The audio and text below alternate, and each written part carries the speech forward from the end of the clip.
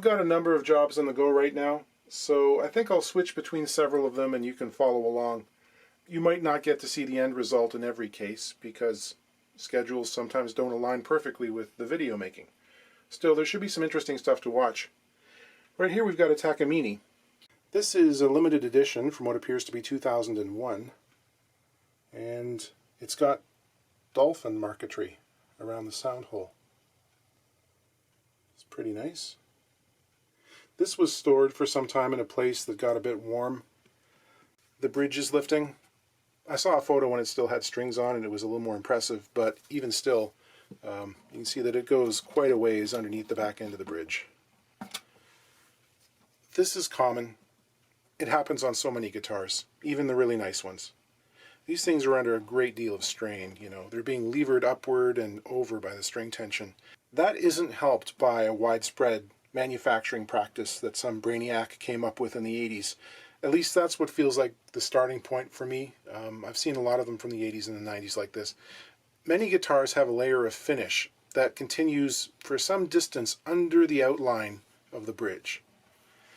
That makes assembly faster because trimming the lacquer right up to the edge takes a lot of patience and accuracy, especially in a case like this where you've got an ornate thing going on with the outside of the bridge. So what we get is a bridge that's separated from the soundboard in the center because it's hovering on a little platform. Most woodworking glues really do rely on making sure the parts fit tightly together. A thick glue line just doesn't do the job. And adding to that, you now have a margin around the back of the bridge which is not glued securely at all. And it's a head start for delamination. It's bound to happen. So we've got to take this thing off completely. Sometimes people will squirt a little glue in the back there, clamp it down and hope for the best, but that doesn't fix the underlying issue.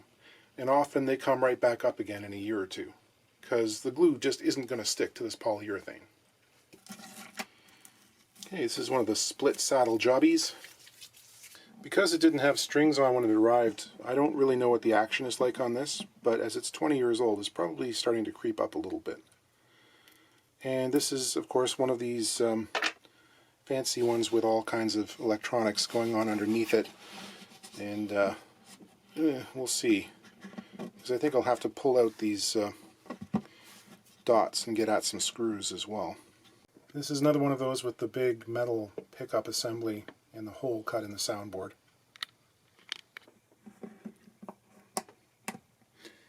Yeah, these just pop out pretty easily. They're not glued in place, they're just press fit.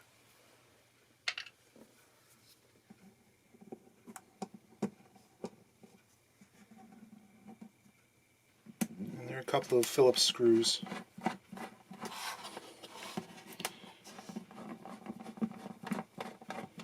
A little plastic part here that goes under. It has some metal covers on it. These little metal contact strips receive pressure from the saddles above, and I think that's what forms variance in the magnetic field. This metal tray holds the plastic thing with the 6 individual cylinders that fit into holes drilled under the saddles. It's quite a complex assembly. It took some time to get enough heat into the bridge to loosen the glue, and I know from experience that there'll also be a couple of plastic locating pins in there as well to impede removal a little bit. It takes some prying. I think there were a couple of fibers left holding on here. There it goes. There you can see the black pins and the hole in the soundboard that accepts the pickup.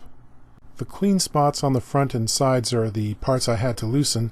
The film of wood fiber at the back of the bridge there shows where it had detached under tension. So this was getting kind of dangerous. As these things go, this was a thick layer of glue. I resorted to the chisel to chop through the upper deposits.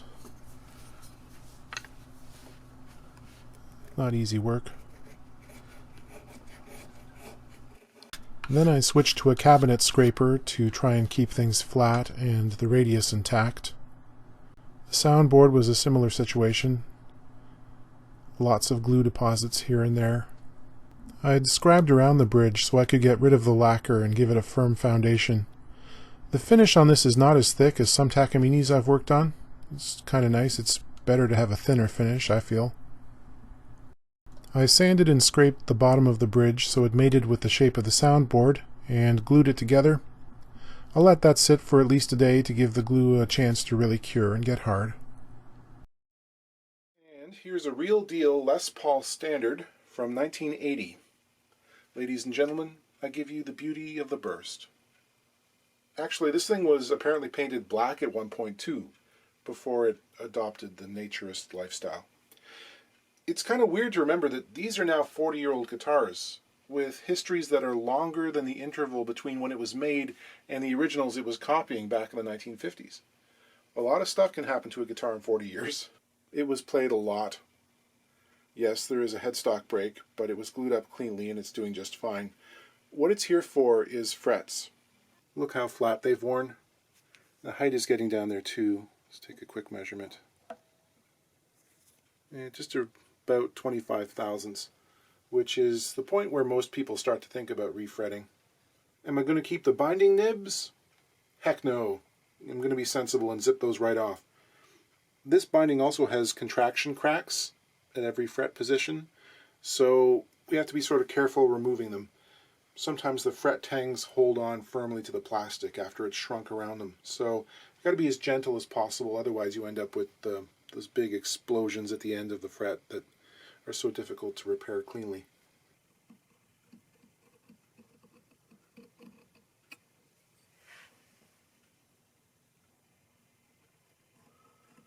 Sometimes people get a little bit embarrassed or sheepish when they open up their guitar case, like I'm going to laugh at them for what they did to their guitar. But you have to realize, I really like these old things that look like they've been through the ringer. If they're still playing, it's good enough for me.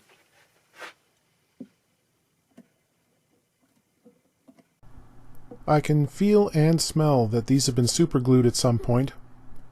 It's not a huge problem. I just wiggle them a little bit in the stubborn areas and they come up pretty cleanly. I'll measure the crown width. I expect these will be about 104 thousandths. Stuart McDonald 149 wire is a pretty close match, and that's what I usually use for Gibsons of this era.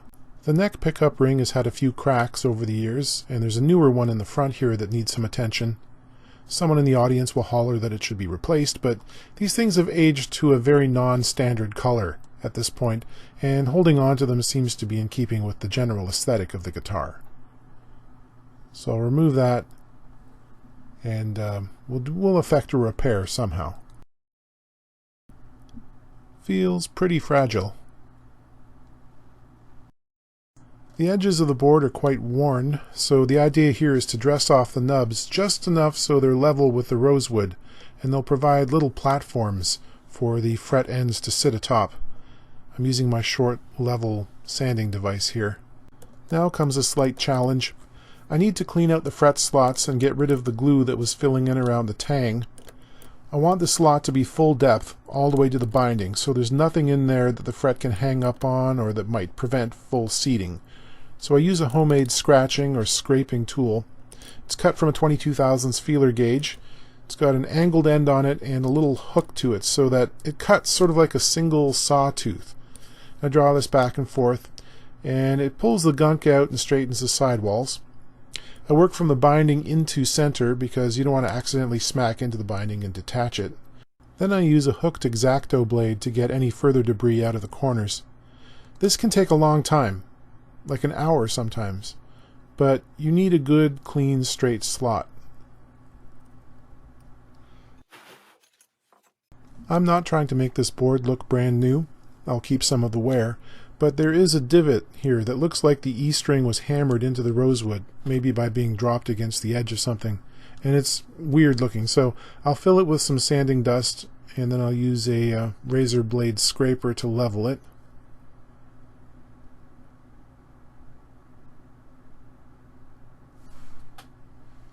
And then some fine sandpaper to blend it in. Because the board tapers, each fret has to be individually measured and cut, and the ends clipped back so they'll overhang the binding. After that, it's a simple case of installation. Put some glue in the slot, position the fret, hammer the ends in, and then press it with the fret press. Clean up the squeeze out and repeat 22 times. Back to the Takamine, which has had sufficient time to dry. I'm just cleaning up the little bit of glue that oozed into the bridge pin holes using a reamer. This hadn't been played for some time and the frets had a layer of tarnish on them, so I spent a while and polished that off. This was accompanied by a very old pack of 8515 light gauge strings. Don't see those very often. Seems to have come from Great Britain, where it cost £5.90. The action is a little high, as I suspected it might be. I'll take it down to reasonable levels by sanding material from the bottom of the saddles. It's a nice guitar in a lot of respects, but there's some weird stuff going on with the finish. See this milky looking drip from what looks like waterborne lacquer. That's so heavy. You wonder how it left the factory.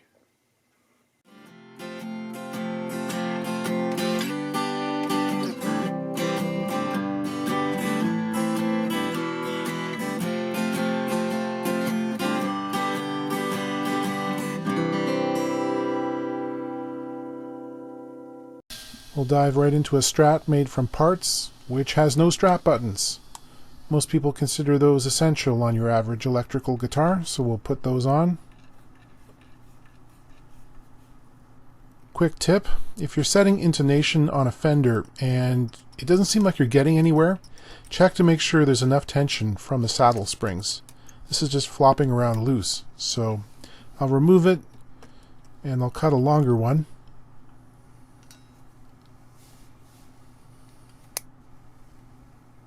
I'll reinstall that.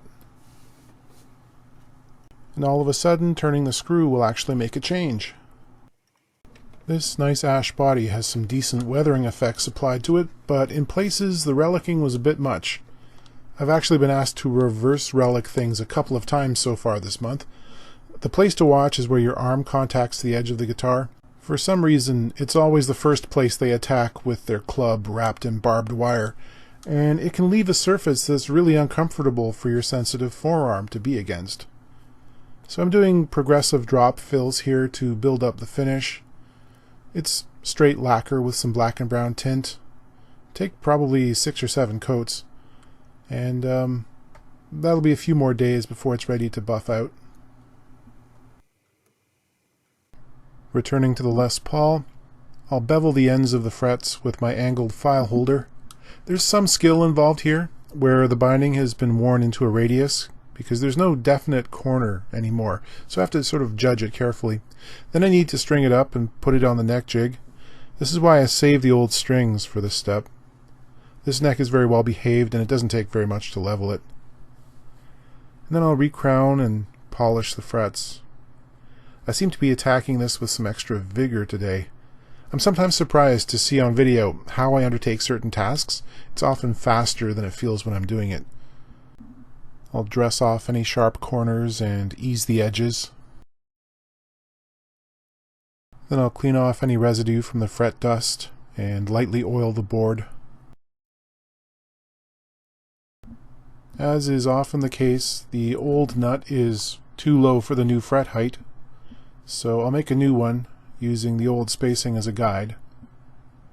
I've shown this a number of times in recent weeks. To repair the cracked pickup ring, I just painted the edges with acetone and held it together for a minute. When it's cured, I lightly sand the surface with fine sandpaper. And it's ready to go back on. To reinstall the pickup, it's often difficult to deal with springs that are longer than the screw they're installed with, and for that I use these alligator clips to hold them in place until I've got the thread started. Makes the process a lot less annoying. I'll just finalize the shape and height of the nut. Pretty nice. I often warn people that a refret can really change the feel of a neck.